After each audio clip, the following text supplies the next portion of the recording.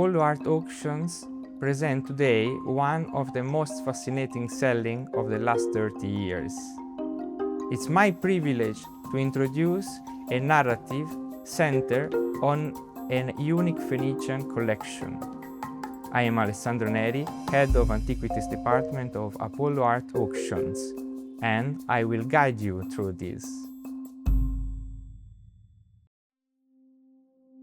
The artifacts themselves, mainly terracotta figures, were realized with an incredible complicated process.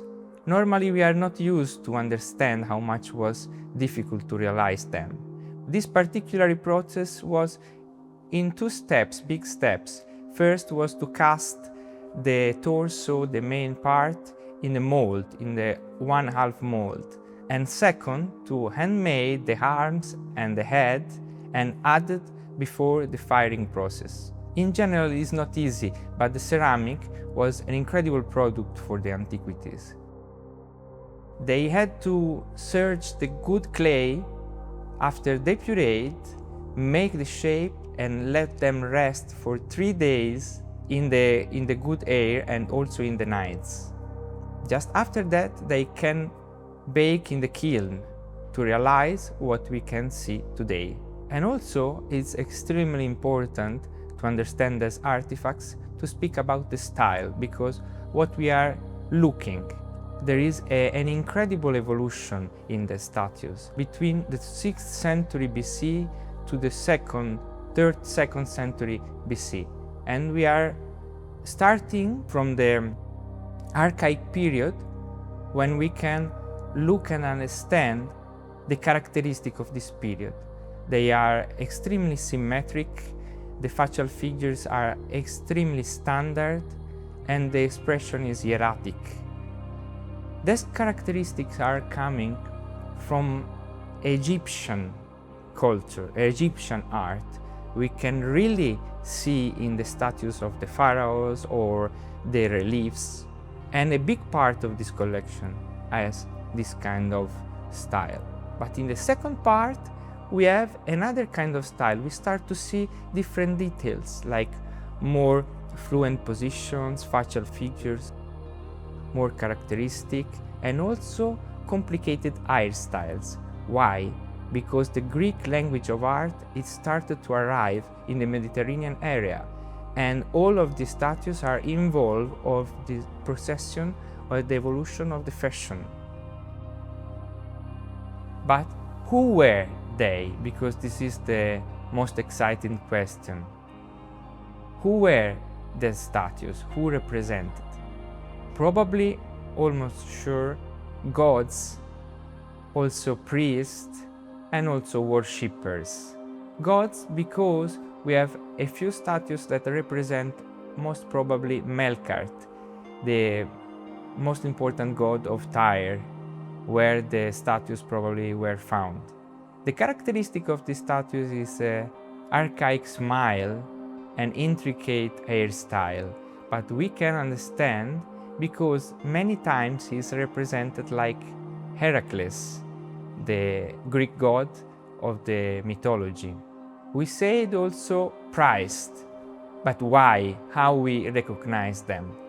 Because we had in the Latin and Roman authors one, Silius Italicus, that is speaking in his poem, Punica, about the dresses and the kind of use of this priest.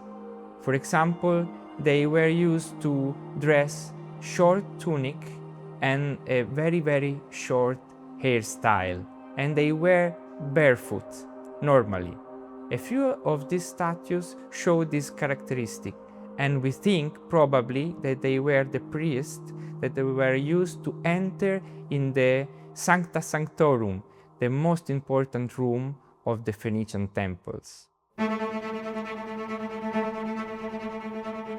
And how much is important to understand the function of these objects? Because we are speaking about objects that are coming from really 2006, 5, 400 years ago.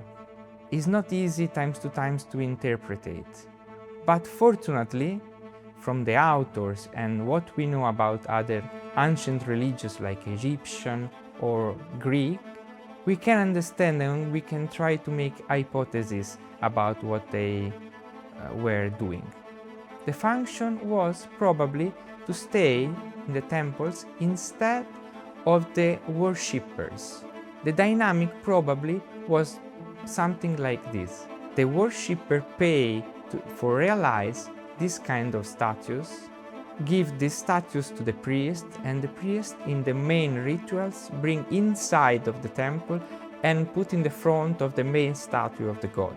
This was important because it was like an eternal relationship between the worshipper and the god. Probably we have other kind of statues that they were representing the normal people, that they were doing and paying for these statues to give to the priest to put inside of the temple. This is extremely important because it's a representation of themselves. It is something unique in the past. We have for the pharaohs in Egypt and also for the Greek.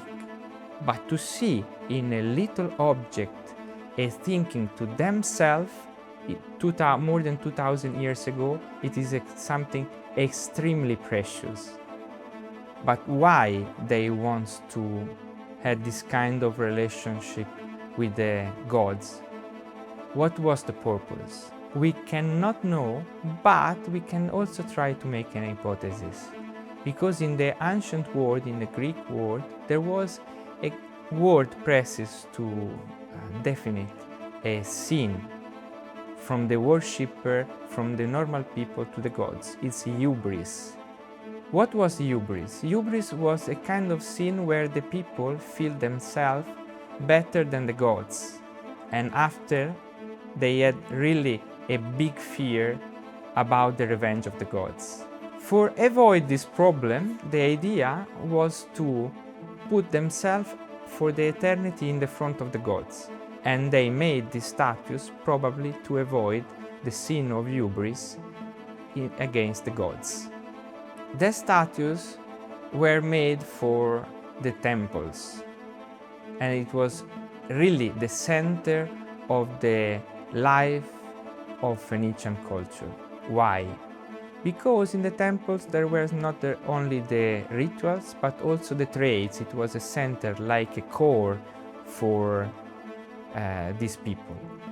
The Phoenicians are famous for the sea trades. We know because they had colonies all around the Mediterranean area and for the famous ships. Also we can see in this incredible collection a few models of ships and boats. In these temples probably it was originated this story. Why? Because the statues, we had more or less two important hypotheses about the last part of the life of the statues. Probably from the temples, they were brought in the ship and go in one of the routes of the Mediterranean area when Alexander the Great arrived. Probably the people of Tyre wants to save the values of their life and bring the statues in another colony.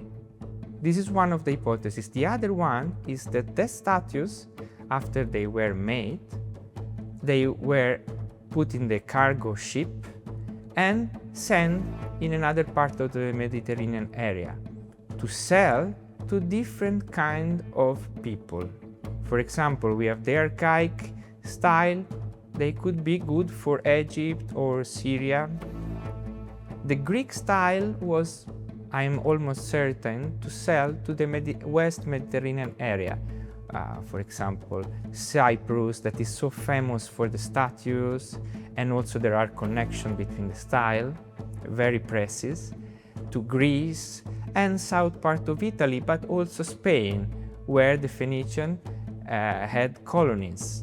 There is a third very interesting hypothesis about a sea temple.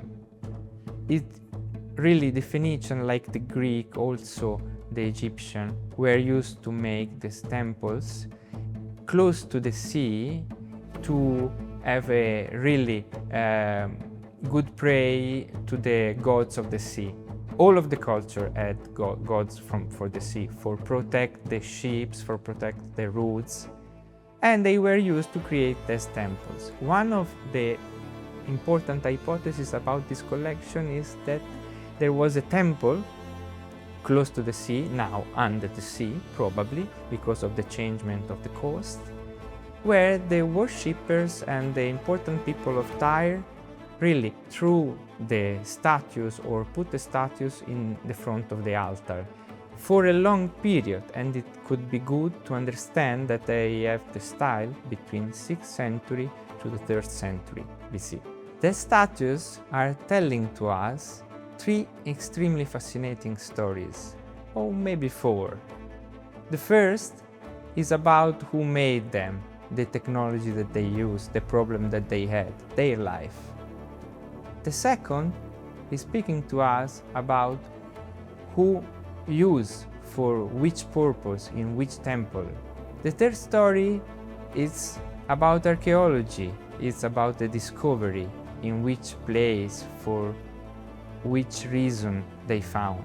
And maybe I said the fourth story, the most important, the new chapter, what it will happen to these statues after the exciting selling of Apollo Art Auction 7 of June in London. And you can live this experience in live in the gallery, or you can bid online and make your offer about this incredible Phoenician collection.